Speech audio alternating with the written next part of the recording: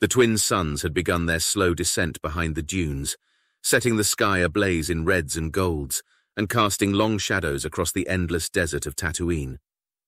In the outskirts of the forgotten wasteland, a solitary figure clad in the tattered robes of a once respected order moved with a quiet purpose. Obi-Wan Kenobi, Jedi Knight turned Guardian, lived in a small hidden dwelling camouflaged by the rocky cliffs of the arid landscape. Obi-Wan's days were spent eking out a rugged existence in the harsh landscape and anonymously keeping watch over his ward from afar, so as not to attract attention. Yet even though he was supposed to be keeping a low profile, he couldn't turn a blind eye to those in need. It was that attitude that prompted a brief confrontation in a cantina he often passed when buying supplies. But what was done was done. He offloaded the provisions he'd recently purchased from his Kadu, including the ones the cantina had given him in thanks. He'd wanted to refuse them, but even a Jedi needed to eat. That done, he assumed his typical position on the high rocky outcrop beside his modest dwelling and crouched. He peered through his old battered binoculars at the distant Lars homestead. He focused on a young boy whose fair hair was being tousled by the desert breeze. He possessed an untapped strength that even he didn't know existed. Luke Skywalker went about his mundane tasks below, unaware of the watchful pair of eyes that watched over him from the distant shadows. Obi-Wan maintained his vigil until the stars painted the night canvas, and the young Skywalker had retired to bed. When the Lars homestead was completely still and at rest, Obi-Wan descended from his post. He made his way over, under the cover of darkness, to where the moisture farmers lived. He moved with a practiced stealth, unseen and unheard, his footfalls silent on the Tatooine sand. In his hands, he carried a small weathered toy, crafted from the spare parts of machinery to resemble one of the fighter crafts from the Clone Wars. The plaything was popular with the children in the little town through which he had passed on his supply run. On impulse, Obi-Wan had brought it for the child he guarded from afar. He could have said it was the will of the Force, but deep down Obi-Wan just hoped to see the little boy's smile light up through the binoculars.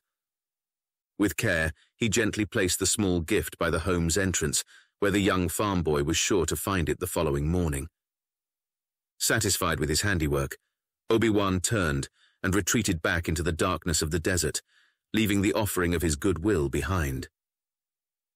He returned back to his own modest dwelling and promptly went to sleep. The next day, Obi-Wan rose early with the twin sons. He was eating a lean breakfast of salted meats when Owen Lars thundered on the thin wooden door of his home. Obi-Wan opened the door and Owen barged his way in. He looked red-faced and angry. "What do you call this?" he raged. His frustration was palpable as he waved the toy Obi-Wan had left at their home in the night. "Looks like a child's toy to me. Aren't you too old for that kind of thing?" Obi-Wan nonchalantly replied. Owen's eyes narrowed as he pointed an accusatory finger at Obi-Wan. "Don't play games with me, Ben. I know this was your doing." "So it was. What of it? Little Luke, I just thought that—" "I told you before. We don't need anything from you," Owen snapped, his voice tinged with resentment. "It's just a toy." "It's a lot more than that, and we both know it. It's an invitation," Owen hissed. Obi-Wan shook his head with a sigh. "An invitation to what? To see there is a whole galaxy out there? There's more to life than your farm, Owen."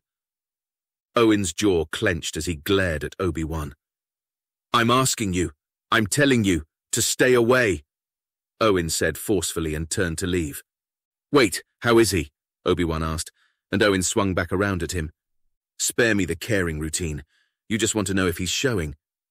"He's my responsibility, Owen." No, he's not. He's my responsibility. I'm his uncle." Owen erupted. "And his place is right here, working the evaporators and keeping the farm alive, with his family, where it's safe. I'll not have him gallivanting across the galaxy to end up like his father." "We talked about this. When the time comes, he must be trained." "Like you trained his father?" Owen snarled.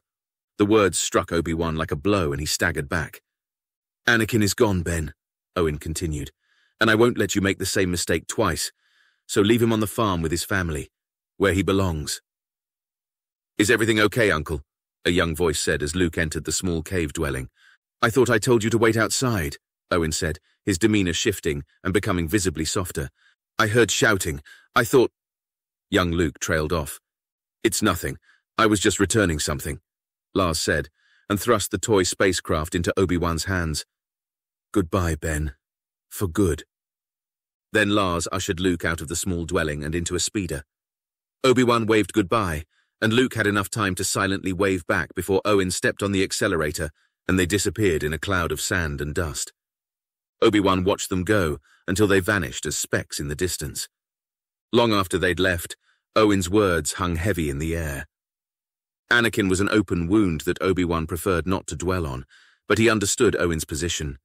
He loved Luke, and the more he loved him, the more he was afraid that Obi-Wan would take him away one day.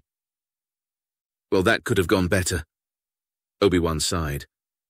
With little else to occupy him, he decided on continuing the specialist training Master Yoda had instructed him in.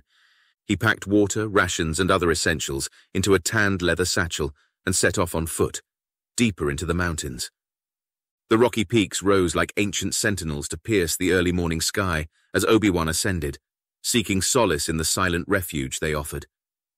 He pulled his robes tighter around himself as the air grew thinner and colder as the harsh wind bit at his exposed skin. When the going became too steep, he was forced to climb. But it helped to hone his mind. His regrets of the past and worries for the future were replaced by the singular focus of finding solid purchase and sure footing. He moved, hand over hand, until he crested the peak of one of the tall rectangular rocks that surged skyward. The top was a flat square shape, no more than 2 foot by 2 foot across, with a sheer drop at each edge. Obi-Wan pulled himself up and sat cross-legged on the top. From this high vantage point, a breathtaking panoramic of Tatooine's arid beauty surrounded him on all sides. From the dune sea to the Jundland wastes, Obi-Wan could see it all. Nestled comfortably on his rocky perch, he closed his eyes and stilled his mind. His thoughts were jumbled and hopped from event to event, from thought to thought. He relaxed himself and released them all to be swept away by the wind that howled and swirled around him. Only when his mind was as calm as the surface of a still pond, and only then did Obi-Wan reach out with the Force. With his mind, he reached out further and further, then deeper and deeper into himself. Slowly, as his connection to the living Force began to grow, Obi-Wan began to rise, until he was floating inches from the sky-high rocky pinnacle. He tried the mental exercises Yoda had taught him the last time they met, to surrender himself utterly to the will of the Force. But try as he might, there was always something holding him back. A weight. It was pulling him down and keeping him from fully becoming one with the Force. Deep within his mind, he found a box. It was made of a cold, dark metal that hurt to touch. It was the source of the weight he was carrying. Steeling himself, Obi-Wan took a firm grip on the box's lid. It was so bitterly cold that a terrible frost encased his hands. Despite the searing pain, he heaved the lid of the box aside and out exploded an intense flurry of sensations. Images and emotions erupted across his consciousness. Flashes of things that were, decisions he had made and loves he had lost. Mostly they were of Anakin, his face monstrous and contorted in rage. It was his fault, Obi-Wan knew deep down. He had failed him. That was the burden buried deep within him. An icy blizzard swirled from the box, consuming Obi-Wan in its freezing embrace, and the last thing he saw was the face of a boy through a pair of binoculars. Then Obi-Wan opened his eyes. It was late now, and one of the twin suns was already starting to dip below the horizon.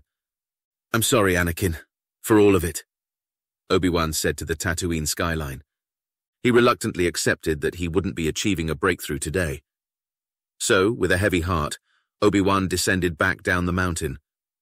As he reached his simple dwelling, he was greeted by a shrill, resounding tone. With a start, Obi-Wan put a hand to his pocket and realized that he had left his comms link behind. His heart racing, he dropped his satchel and rushed inside. He found the shrill, bleeping device casually discarded on a small alcove he used as a shelf. In panicked desperation, he snatched it up and answered the call. Ben, we need you." The voice of Owen spluttered over the comms link. In his carelessness, had he failed Luke just as he had failed his father?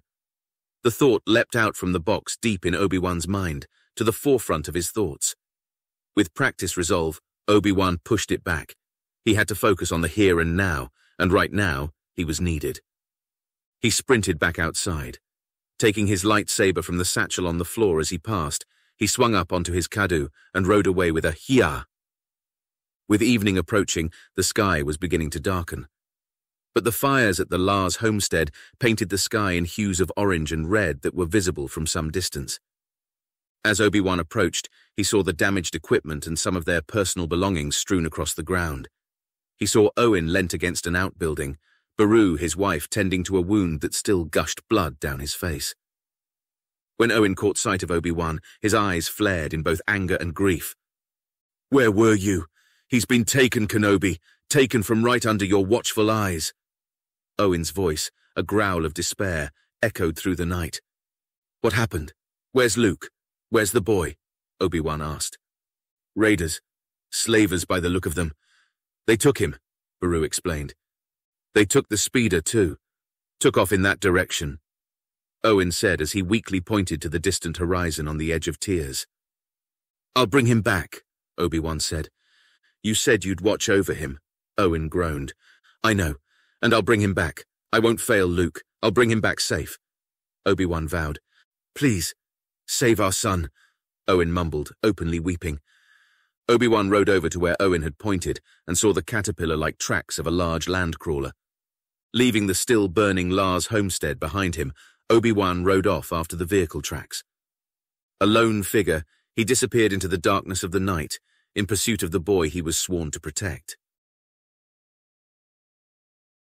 This is part 1 of Kenobi Adventures. If you enjoyed the story and would like to see more, please drop a comment below. Your comments really are the fuel that Warp Storm Chronicles runs on. And if you're interested in more of our stories, you can subscribe to become a member of our ever-growing imperium of subscribers. So long, until our next adventure.